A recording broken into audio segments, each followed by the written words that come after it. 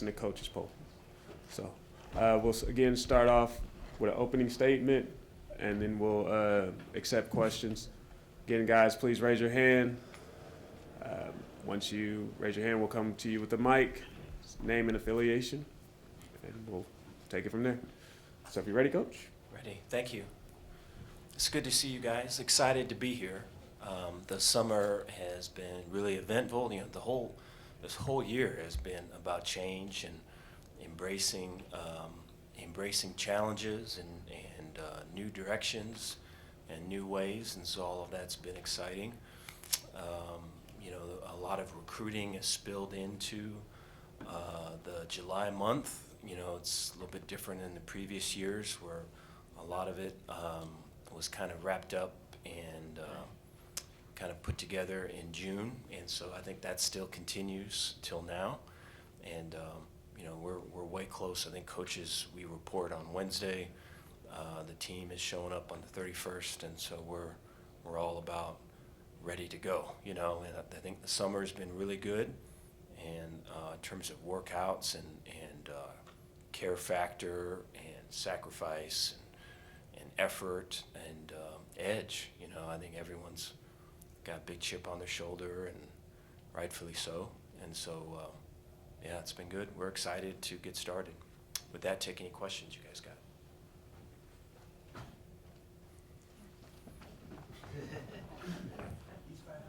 Yes.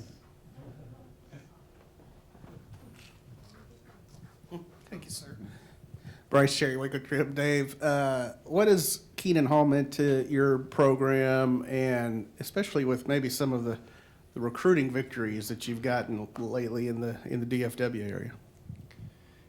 Keenan's been great. Keenan's brings a lot of energy and enthusiasm, and I think he brings a really strong work ethic. I think he wants to win. He gets in battles and wants to close and finish the battles. You know, I think you know, when I think of Keenan and his work, I think of Dallas Baker, you know, getting in fights, recruiting battles and winning his, and then I think of Jamar Chaney, you know, picking battles, trying to win, and I just think, you know, all of it. I mean, the ability to pick some of these fights that we're picking, and in terms of recruits and hey, we want to win this thing, all to me ties back to we have the ability to close it out now, where in the past we didn't, you know. And so it's while I'm way excited and happy about the direction it's going now, you know, in the past we'd be battling and fighting and continually not be able to finish. And so now to be able to have the ability to close it out and win some of these big recruiting battles is because we have that you know, that the NIL money that can back us up. And so I think we've all benefited from that. Keenan has as well. Carter Yates with Dave Campbell's Texas Football. Dave, going off that recruiting piece, there are now 2 Texas universities in the SEC and another school in Oklahoma that primarily recruit Texas. How do the Big 12 schools like yourself compete with them? Yeah, I think we've got to build, establish your brand, establish your own identity, and I think you got to have success playing. I think, you know, you look at SMU and what they've been doing here this past year or so, and the success they had, and the recruiting that they've been doing.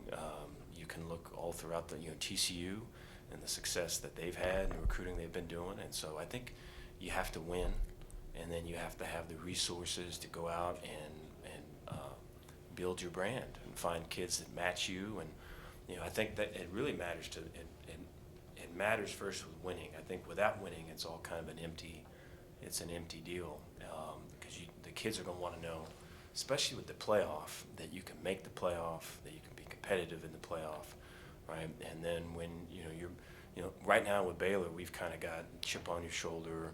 We're kind of the outsider type thing going, which is cool to see, but that has to be validated come the season on the field. And so I think you know who you are, you have the resources to recruit to who you are, you go out and win. I think those things have to happen. Hi, Travis Brown, KBTX. What have you thought of the helmet communicators in their time that you've been able to use them? What are some of the pros and cons, and do you think they kind of got it right in the legislation of them? One of the positives with it is the ability to talk just situationally. So there's always going to be a call that's going to go in, right? And then, I think there's still going to be signal stealing. I don't think that eliminates it. There's too many people to be on defense, particularly if you're talking to your linebacker or your safety. There's too many people between the back end and the front end, vice versa. So there's still going to be some form of signaling. And so I don't think it eliminates the signs stealing. I think that'll still continue. But what I think it does is it helps with the ability to be more situationally aware. I think in the NFL there's always been probably a higher level of awareness with them in situationally than in college. And I think a lot of it relates to, hey, I can tell the guy, hey, we can't let this guy get out of bounds. Hey, we're in this mode. Hey, or if you're on offense, you're the quarterback. Hey, tell Richard, right, to when he gets the first down to go down. Whereas you didn't have the ability to say that. They maybe you had a sign that went up that could help get that through, or maybe there's a signal that you try to do. But now when you can tell the guy that's right in the middle of it, like, hey, this is the situation, I think it just heightens that awareness, and you can play that out better. So I think that's a positive. It'll be interesting to see people that will go fast to try to build a still talk, right? So go fast to get lined up, right? To see looks, to get into this and get into that. I can see the offense doing that, and the defense countering, and then seeing how much time is left. And so I think there'll be a bit of a feeling out period at the start of all of it, and then I think there'll be a kind of a mundane, kind of typical thing after that. But those first couple weeks will be interesting. Greg Riddle, the Dallas Morning News. Texas is one of 13 states that still doesn't have NIL at the high school level. What do you feel like the biggest benefits of NIL been at the college level, and do you think it has a place in Texas high school athletics? NIL in the college level has benefited for some. There's families that have just, how are we going to make this payment? How are we going to keep the air conditioning on? How are we going to make it to next month? I think there's been that in college, where some of it's been life-changing for them. The downside of NIL, and one of the for me, the biggest issue with for me with not embracing NIL early had nothing to do with the players getting money, but it was with the coaches having the power and having the ego games that go with I bought and sold this person, and just the transactional nature of all of it. And so it's very where football used to be. Hey, I'm seeing this person, I'm developing him through trials, tribulations. I'm helping him handle, how to handle success, and just all of it. Now it becomes, if it don't work out, then I can get someone else for cheaper that can do it better, and I'm moving you on, right? And then it becomes, the money becomes the bottom line. And so there's a lot, I think, that's the world that we live in, and for, outside of football, and it's for sure in football now. And so I just worry about who are we becoming as a result of this, on the outside of it. And so there's positives and negatives. I think when you look into high school, right, I just worry about, I think the lower it goes, division, I just don't know. I mean, we've got some grown-ups that struggle with power, that struggle with ego, and I'm just concerned that lower it goes, the more residual problems that will show. For sure, we're dealing with it at our level. Dave, Sam Comm from The Athletic. What has this offseason been like for you as you've delved more into being hands-on with the defense? And by proxy, what have you had to unload off your plate as a result of that? I think I want, it'll be interesting because we'll all see here pretty quickly. It's been really nothing but football for me this off season or this summer. I know that summer's kind of coming to an end. With my wife, she's mad at me right now because I haven't really spent any time, with her or the kids or anything. And I'm here at this, and this is just another kind of nail in the coffin. So it's when it's bad, you get it from all sides, And so, but it's been the life I lived previous is the life I'm living now, where it's just ball all the time. And so, I don't know. I think if at all, and it's interesting. I was thinking about this actually on the drive home. If I was trying too hard to do too much in terms of culture and trying to be a head coach and all these other things, and I just think it's funny that when you win, how someone will come up to a microphone and say something, and I don't know, if anything, we actually tried to do all of that. Those things that maybe someone gets up and says at the end of a victory, and maybe we were trying too hard for it. We should have been trying harder to win games, And so that's my hypothesis with it.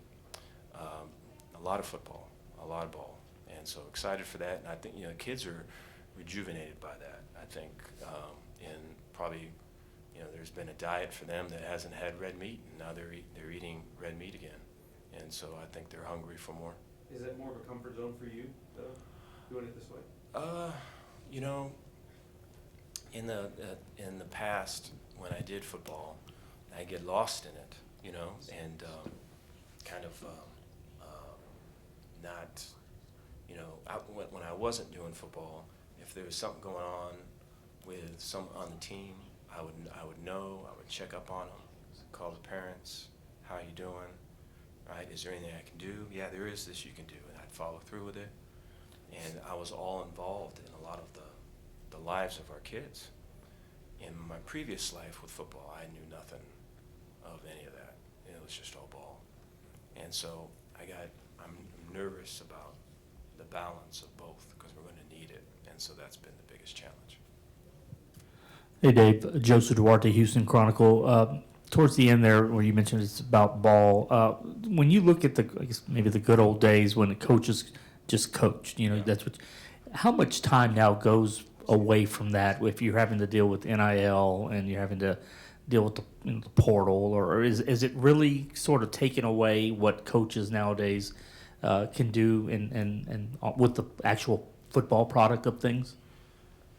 I think so, but I think you're just so used to it that it's just what it is. I don't think there's any. I wouldn't call it,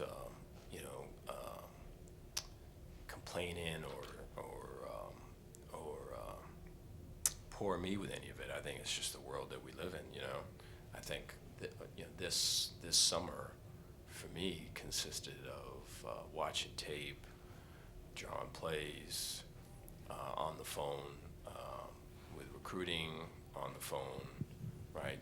Trying to finalize the roster on the phone, trying to set our junior day visits, and so it's just every day was what you just said, and so you just get used to it, and I think you got to have people that are with you, that support you, and that are looking out for you, and that can inform you and can help you through it all. So when a problem comes, it's not 1 through 10. They've set it up to where, all you got to do is take steps 8, 9, and 10 to finish it. Two more. Greg Lucas, San Antonio Express News. Coach, how's your program planning around the possibility of revenue sharing with players, and how much is that something that your players are asking you about? They have not asked about it yet. There's been a fair amount of talks internally about that. I think we're all still waiting to see kind of how that's going to look. But I can anticipate getting back in the fall about that starting to bubble up, and I think those talks with the team will intensify. Right, the later we get into fall and get into winter, for sure to prepare for next year. In a similar thread, what's the conversation you're hearing around about where roster caps might be, and do you have a preference on where those should be? Yeah, same thing. There hasn't been anything from our team about that. I think, you know, to eliminate walk-ons, to me, it's just, for so many of us coaches, they're the heart and soul of your team. There's, when it came to, for an example, the college football game that came out, there's only so many players that could make it, and there's a list you go through and like, hey, who are the guys that are contributing? Who are the guys that you want to see that are on this game? And so many for us were walk-ons that fit that, and just such an integral part, right? And they've been captains for us in the past, and you'd love to be able to see them still continue and still be a part of. And so it'll be interesting to see how this finishes off. I know that our voice is being used, so we'll see. Is there a number at all that you particularly would like, or? No, I think no. I think for a lot of the guys that I've talked to, coaches, it's if the numbers are small, right? If the numbers are limited to say 85 or something like that, then that's just the beginning of a whole other thing of spring ball looking different, less contact, more OTA type practices, just the whole thing. And so it's kind of the feeling of if this is what it is, then we should probably embrace it, because it looks like this is what it is. So I think everyone's trying to feel that out right now. Last one, go ahead. Coach, sort of in the early Leach days when you were at Tech, people always talked about what if you could pair that air raid with a defensive mind like yours, and what would that team look like? You have some guys from Coach Leach's tree. When you're out there watching practice, do you get any throwbacks to those days? And sort of what does that bring to the table at Baylor? I remember being on the sidelines for those games, and you never felt like you were out of a game. You always felt no matter what it was, you could get back into the game. Or if we were rolling, then, hey, this is just the start. Just you ain't seen nothing yet. So there's always that belief and that excitement about what production can come offensively. I think in spring, going back and just and thinking about it, it's very hard to defend, especially when you have a running quarterback. I think one of the things that's maybe a little bit different than the Leach years is the tempo and how fast our offense goes. And what is similar is the formations and the distribution of receivers, but the tempo and then the downhill run game probably more tied into Coach Bryle's system that spawned off of Coach Leach's system. And so I think all of that makes it hard to defend. We had a fair amount of call-it periods, and I think, just for me being back into it, it's tough, especially when that quarterback can scramble and you have to. There's times where I think we called him down, and I don't think he was down, but I took it. I said, okay, he's down. So I don't know. It's going to be a challenge to stop, and so I'm excited for that, and I know Baylor fans will be excited for that. Thanks, Coach. Thank you, guys.